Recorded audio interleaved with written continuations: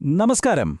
വെളിപാട് പുസ്തകത്തിലെ ഏറ്റവും നിഗൂഢമായ ഭാഗങ്ങളിലൊന്നാണ് രണ്ട് സാക്ഷികളെക്കുറിച്ചുള്ള വിവരണം. ആരാണിവർ? എന്താണിവരുടെ ദൗത്യം? ഇതിനെക്കുറിച്ചുള്ള ഒരു ആഴത്തിലുള്ള വിശകലനത്തിലേക്ക് നമുക്ക് കടക്കാം. അപ്പോ ആരാണ് ഈ രണ്ട് സാക്ഷികൾ?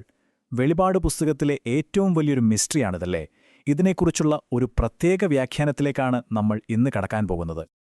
ഈയൊരു വിശകലനം തുടങ്ങുന്നത് തന്നെ ഒരു ഞെട്ടിക്കുന്ന ആശയത്തോടെയാണ്. ഈ സാക്ഷികൾ എന്നു പറയുന്നത് വെറും രണ്ടാളുകളല്ല, പിന്നെയോ അതിലും വലുതായ എന്തോ ഒന്നാണ്. അതായത് ഈ രണ്ട് സാക്ഷികളെ മനസ്സിലാക്കണമെങ്കിൽ അവരെ ഒരു സിംബലായിട്ട് കാണണം. ഒരു പ്രത്യേക മിഷനുള്ള ഒരു വലിയ കൂട്ടം ആളുകളുടെ പ്രതീകം. അപ്പോ സ്വാഭാവികമായും അടുത്ത ചോദ്യം വരും, ആരാണ് ഈ സംഘം? അല്ലേ, ഈ രഹസ്യത്തിന്റെ താക്കോൽ എന്താണെന്ന് നമുക്ക് നോക്കാം. ഇവിടെയാണ് കാര്യങ്ങൾ ശരിക്കും ഇൻട്രസ്റ്റിംഗ് ആകുന്നത്. ഈ വിശകലനം പറയുന്നത് എന്താണെന്ന് വെച്ചാൽ, വെളിപാട് കണ്ട യോഹന്നാനും ഈ രണ്ട് സാക്ഷികളും പിന്നെ നമ്മൾ കേട്ടിട്ടുള്ള 144,000 പേരും ഇവരൊക്കെ തമ്മിൽ നേരിട്ട് ബന്ധമുണ്ട്. അപ്പോ ആരാണ് ഈ 144,000 പേർ? മനുഷ്യരിൽ നിന്ന് വീണ്ടെടുക്കപ്പെട്ട ആദ്യഫലം എന്നാണിവരെ വിശേഷിപ്പിക്കുന്നത്. പരിശുദ്ധാത്മാവിനാൽ മുദ്രയിടപ്പെട്ടവർ. അപ്പോ ഈ മുദ്രയിടുന്നത് എങ്ങനെയാണ്? യോഹന്നാൻ ഒരു ചെറിയ പുസ്തകം ഭക്ഷിക്കുന്നതായി പറയുന്നുണ്ടല്ലോ. ആ ഒരു പ്രവൃത്തിയാണ് ഈ ദൈവീക മുദ്ര സ്വീകരിക്കുന്നതിന്റെ പ്രതീകം. അതോടെയാണ് അവർക്ക് ആ ദൗത്യത്തിനുള്ള ശക്തി കിട്ടുന്നത്. ശരി, അപ്പോ അവർക്ക് ശക്തി കിട്ടി. ഇനി എന്താണ് അവരുടെ മിഷൻ? 1260 ദിവസം നീണ്ടുനിൽക്കുന്ന ഒരു വലിയ ദൗത്യത്തെക്കുറിച്ചാണിനി പറയുന്നത്. 1,26,000. ഈ ഒരു സംഖ്യ വളരെ പ്രധാനപ്പെട്ടതാണ്. ഇത്രയും ദിവസമാണ് അവരുടെ പ്രധാന പ്രവചന ദൗത്യം നീണ്ടുനിൽക്കുന്നത്.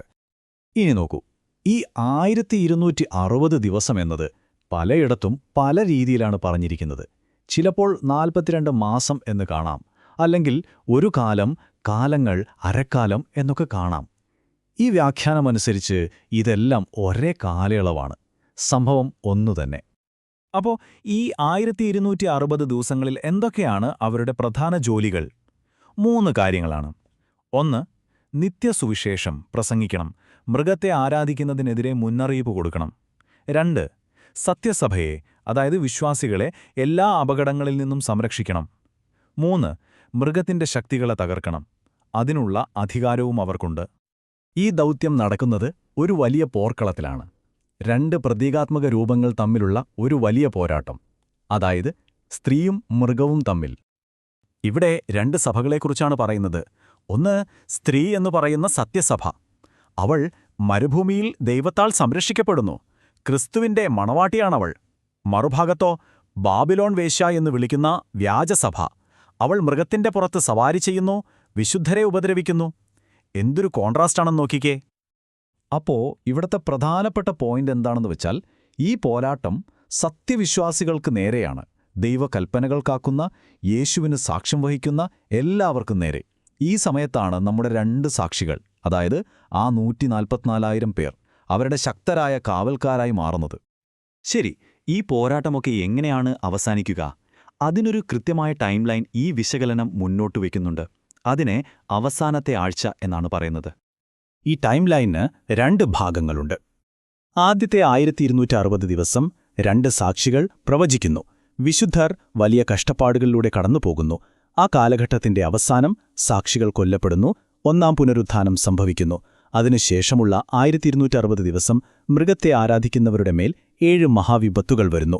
കണ്ടില്ലേ, 2 വ്യത്യസ്ത ഘട്ടങ്ങൾ. അതായത് ഇവിടെ 2 തരം പീഡനകാലങ്ങളുണ്ട്. ആദ്യത്തെ 1260 ദിവസം വിശുദ്ധർക്കുള്ളതാണ്. അവർ പരീക്ഷിക്കപ്പെടും, പീഡിപ്പിക്കപ്പെടും. എന്നാൽ അവസാനത്തെ 1260 ദിവസത്തെ 7 മഹാവിപത്തുകൾ മൃഗത്തെ ആരാധിക്കുന്ന അനുദപിക്കാത്തവർക്കുള്ളതാണ്. ഈ വ്യാഖ്യാനമനുസരിച്ച് ആദ്യഘട്ടം കഴിഞ്ഞാൽ വിശുദ്ധർ ഭൂമിയിൽ നിന്ന് മാറ്റപ്പെടും. അതുകൊണ്ട് അവർക്ക് ഈ അവസാനത്തെ വിപത്തുകൾ അനുഭവിക്കേണ്ടിവരില്ല. ഇതാണ് വിശ്വാസികളെ സംബന്ധിച്ചിടത്തോളം ക്ലൈമാക്സ്. 1-ാം പുനരുത്ഥാനം നടക്കുമ്പോൾ രക്തസാക്ഷികളായി മരിച്ച വിശുദ്ധർ ഉയിർത്തെഴുന്നേൽക്കും. അപ്പോഴും ജീവനോടെയുള്ള വിശുദ്ധർക്ക് രൂപാന്തരം സംഭവിക്കും. എന്നിട്ടെല്ലാവരും ഒരുമിച്ചെടുക്കപ്പെടും. ഭൂമിയിൽ അന്തിമവിധി തുടങ്ങുന്നതിന് തൊട്ടുമുമ്പാണിത് സംഭവിക്കുന്നത്. അപ്പോൾ വെളിപാടിലെ പ്രതീകങ്ങളെ കോർത്തിണക്കി ഒരു വഴിയാണ് ഈ വിശകലനം നമുക്ക് കാണിച്ചു തരുന്നത്. ഇത് നമ്മളെ ഒരുപാട് കാര്യങ്ങൾ ചിന്തിപ്പിക്കുന്നുണ്ട്, അല്ലേ? പ്രവചനം എന്നതിൻ്റെ യഥാർത്ഥ സ്വഭാവം എന്തായിരിക്കും? വെറുതെ ഭാവിയിൽ എന്ത് സംഭവിക്കും എന്ന് പറയുന്നതാണോ, അതോ അതിനപ്പുറം എന്തെങ്കിലും അർത്ഥമുണ്ടോ? എന്തായാലും ഈ ഒരു വ്യാഖ്യാനം വെളിപാട് പുസ്തകത്തിലേക്ക് ഒരു പുതിയ വെളിച്ചം വീശുന്നുണ്ട്.